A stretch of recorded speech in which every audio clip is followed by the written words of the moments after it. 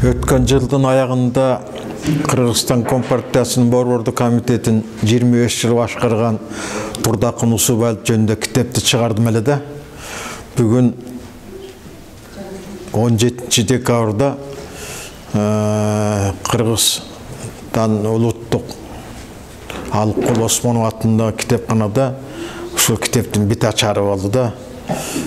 Китептин бет ачарына ошол Усубаевди көргөн, Усубаев менен чогуу иштешкен, Усубаевдин туугандары, анан жакшы адабиятчылар, журналисттер, окумуштуулар келип катышты. Бет ачар аябай жакшы уюшкандыкта өткөрүлдү. Мен ошо улуттук китепкананын коллективине өтө чоң ыраазычылыкты билдиремин. İşlerine iyilik olsun, bibliosunda esençilikte olsun, daima ушундай iş çaralarda жақсы iyilikte ötkөрө беришин каалап келем.